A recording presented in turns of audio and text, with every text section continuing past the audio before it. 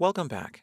We've just learned about the array, and in this video, we're going to put the array to use by storing the anim data for our nebula hazards. We're going to learn about different ways to initialize the array and how we can still access members through the array using the dot operator. Let's get started. Now here's our dasher.cpp file, and here we see that we've initialized two anim data variables, nebdata and neb2 data. Now I'd like to store these in an array, so let's create an array just below neb2 data.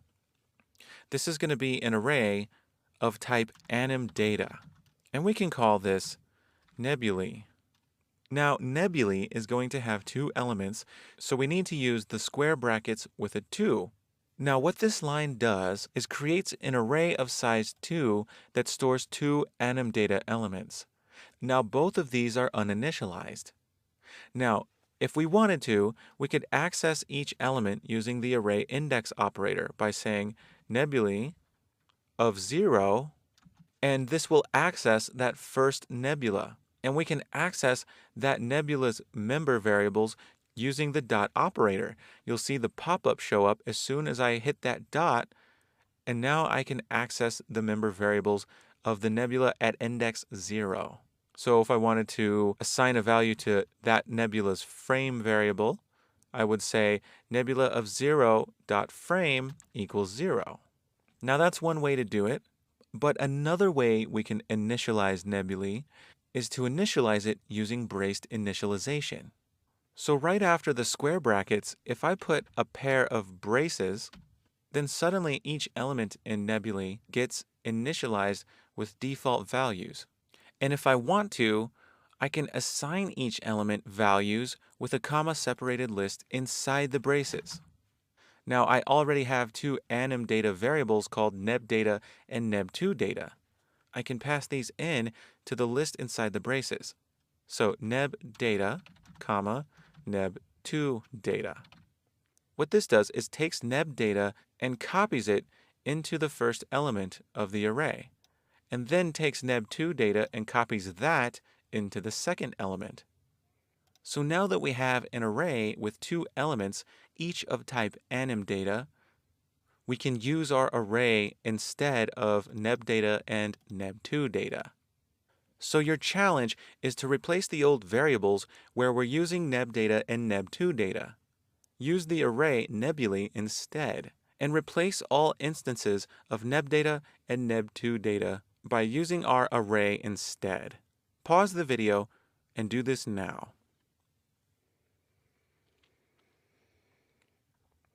Okay, so here is nebulae, and we're going to use this instead of nebdata and neb2 data.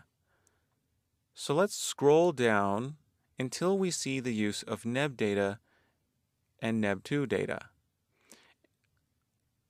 Here we see nebdata when we're updating the nebula position. Now instead of nebdata, we're now going to use nebulae of 0.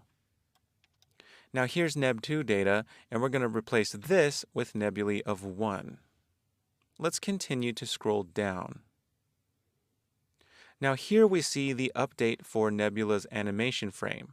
We're using nebdata here a whole bunch of times. Now I'm going to show you a shortcut to pasting in nebulae of 0 a whole bunch of times, and this is going to be a bit more efficient. Now we're going to go to Edit and Replace. Now there are two text boxes, one that says Find and one that says Replace. In Find, we're going to type nebdata. And for Replace, we're going to type nebulae of 0. Now next to nebdata, you'll see 3 of 14, which means that we're on the third instance of nebdata out of 14 in the entire file. Now next to the second text box, there are two icons, and if you hover over the first, you'll see that it says Replace.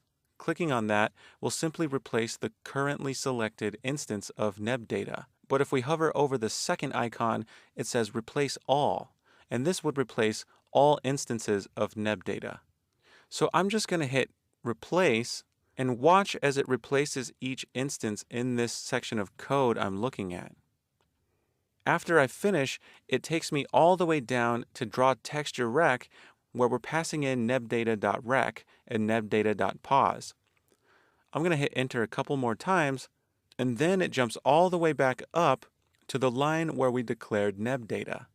I don't want to replace this one because we're still using it.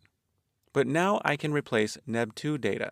So I'm going to go up into the first text box here and replace it with neb2 data. And for the second text box, I'm going to use nebulae of 1. Now notice that our current selection is down here, but I'd like to start up here where we're updating the nebula animation frame. I can use these arrows to jump to the selection. If I click down, then I'll jump to the next use of neb2 data. And if I keep clicking down past the last usage of neb2 data, it takes me up to the first usage. So I'm going to click down again, and now it's looking at the neb2 data that we're passing into nebulae. Clicking down once again takes me to the third usage, which is where we're updating the nebula animation frame.